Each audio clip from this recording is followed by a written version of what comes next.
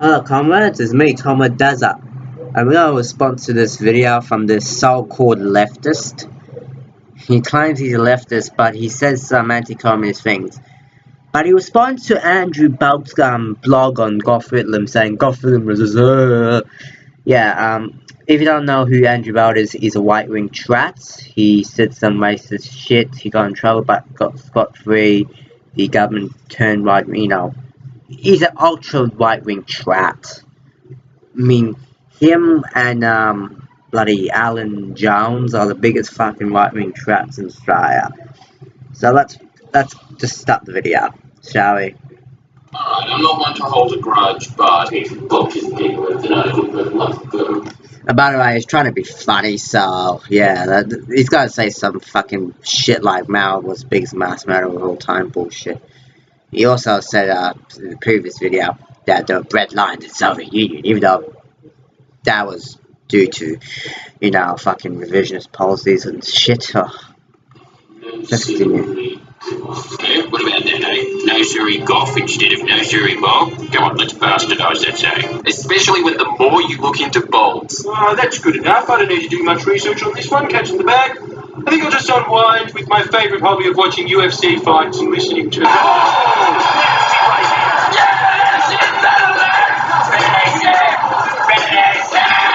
The title of the article was, It's time to face the truth about Gough Whitlam. so I'm taking his advice, let's do that because You'll discover what everyone knows anyway, that Gough Whitlam was actually the best Prime Minister we ever had. exposed. Which coincidentally exposes yet another truth we all knew, and that is, Who'd have guessed, but Andrew Bolt doesn't have any journalistic integrity. This has truly turned my perception of life on its head, Bruce. here's the claim. Professional kettle impersonator Andrew Bolt dismisses quite a varying list of Whitlam's achievements, stating, What counts more than grand gestures? Andrew Bolt counts a grand gesture as Recognizing communist China? Yes, Gough Whitlam was actually the first Prime Minister to visit China when Mao was alive. I mean, this was 1973. Mao died about 3 years later. Yeah. So yeah, Comrade Mao died a few years later, but actually I think this was before Nixon, but actually Gough Whitlam went to China and there's actually footage gonna come up soon. it's symbolic mostly. And he also went to the Soviet Union, but that's when the Soviet Union was revision as fuck.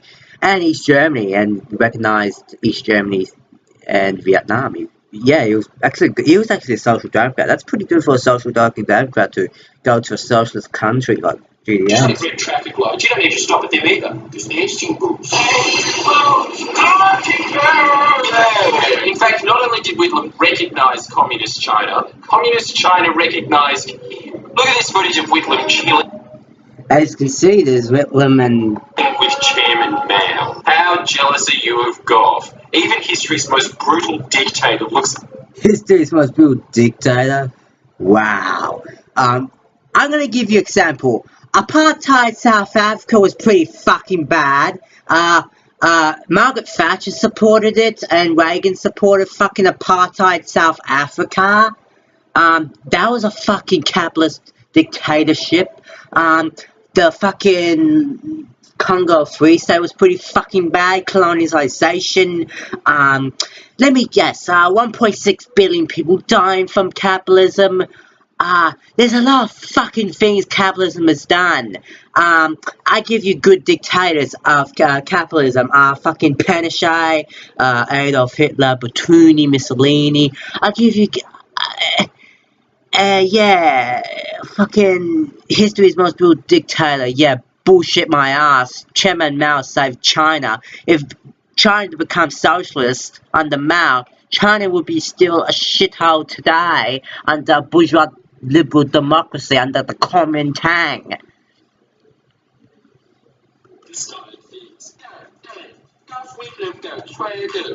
This is just fucking cringy, but funny at the same time, but Perhaps Andrew Bolt's 3 words generously given to acknowledge the most economically significant event in Australian post-war history. It exudes about the same level of gratitude that a husband has for his wife in a relationship where the love died years ago. How dear.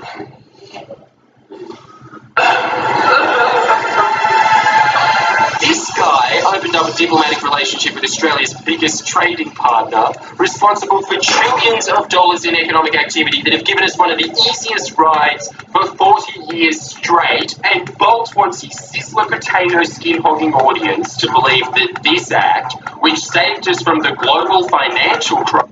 If you didn't know, Australia was fucking lucky and pissed off. I want Australia to fucking... If I was Marxist when the GFC happened, I would say, oh yeah, fucking capitalism burned big fucking shit.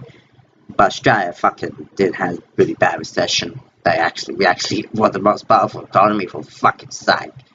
Crisis is nothing more than a gesture. I said grand gesture, okay?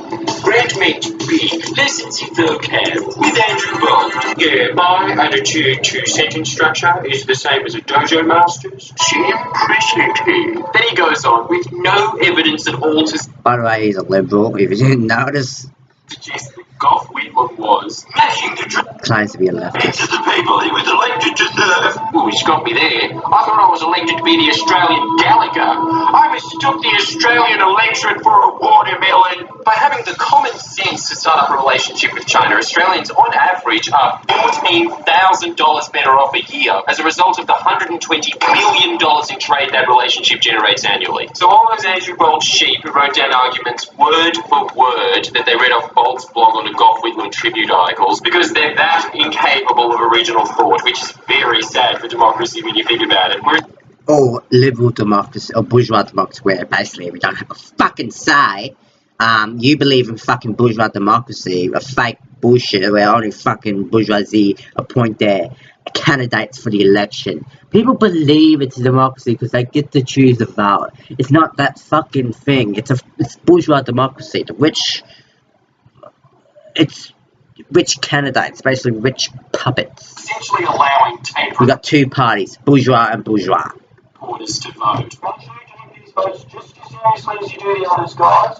This has been a recording voting message from Andrew Bolt over and out. How about those tape recorders take their 14 grand, which they believe made him The worst Prime Minister ever. chuck it in a swear jar, and we'll use the collected revenue to sculpt a giant replica of Gough Whitlam's arse and put it on the Opera House. Then, every last one of those 90 sunglasses wearing meatheads with their arms folded in the display pictures has to kiss it if they want to get the other $14,000 paychecks they owe Gough Whitlam when each year passes. Oh, these sunnies don't shade me eyes at all as the sun actually shines out of Gough Whitlam's ass. Oh, yeah, well, he wasn't the first. Numerous Western nations in Europe had full diplomatic relations with mainland China. That pathetic pub trivia point doesn't tarnish Gough Whitlam's name at all.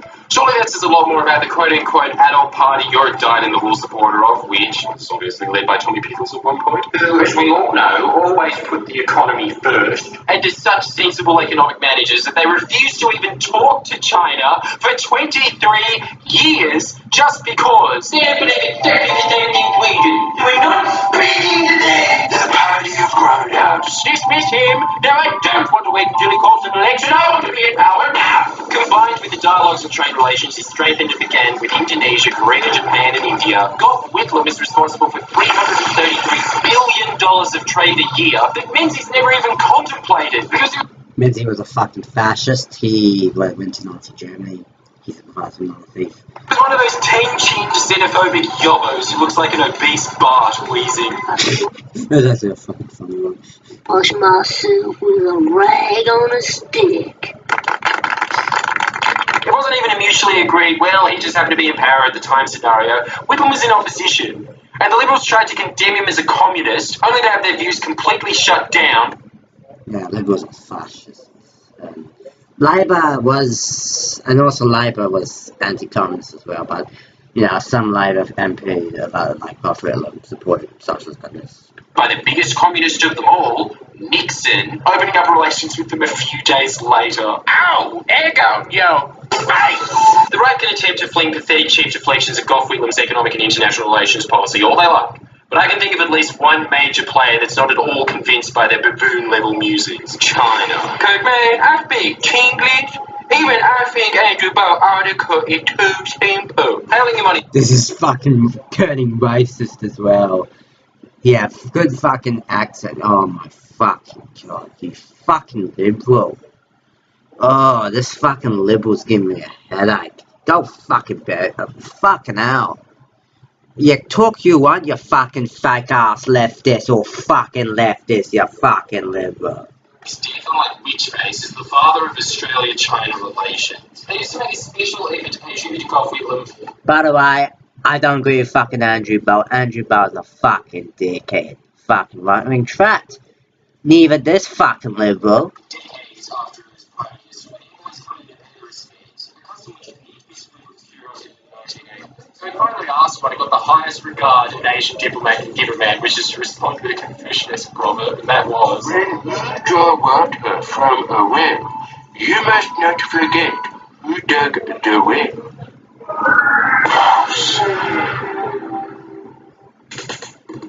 please press the subscribe button. Fuck now. Fuck now. Oh, that was fucking awful. Bloody hell. Oh. And finally, what's my opinion on Gough Whitlam? Well, he was a good Prime Minister, but he was a social democrat. He was good because he visited Mao. I mean, fuck. I mean, good on him. And really, if I want to see, that's actually, if those statistics I will, I'll be fucking shocked. Because, you know, really, that's actually quite interesting. Yeah, fucking conservatives always give us bankruptcy, like Margaret Thatcher for England. You know what happened? Gunpowder, unemployment skyrocketed, poverty doubled, and yeah. Look at Margaret Thatcher, for example. Her fucking neoliberal policies made the UK pretty fucked up. Fucking Tories. So, like, fucking Menzies was a fucking fascist. I already said this in another video, but he visited Nazi Germany. It's pretty well known. Not well known in Australia, but keep it secret, you know, fucking liberals are, oh, Gough didn't went to Nazi, not Gough, Menzies didn't went to Nazi Germany. He was a fucking supporter of democracy. Why are you trying to ban the Communist Party? I mean, he's trying to ban a party that's very fucking fascistic, like to ban opposition. Fuck.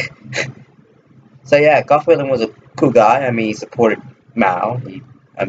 If Mao actually recognized him back, that's pretty fucking good. I mean, I think Mao was, I don't know if Mao was a revisionist. I don't know. I heard a lot of things Mao was a revisionist during that time. But Mao was a cool guy as well. I like Mao's, it's a pretty good theory. I mean, I haven't read much of it, but what I've heard from Jason Underwood, it's pretty good. I mean, the tactics are a bit more updated, but I think Mao still explains certain things today. So yeah, this is me, Comrade Daza, and a thing I like to think now, before we go, I like to say this: combat liberalism. And liberalism is a mental disease. It is a plague on the left. If they call themselves left, they are fucking liars. Thank you, comrades. It's been me, Comrade Daza. Have a nice day. Thank you for watching. Like, comment, subscribe. If you're new to my channel, please subscribe and give me some advice. This has been Comrade Daza. Thank you for watching. Long live the revolution.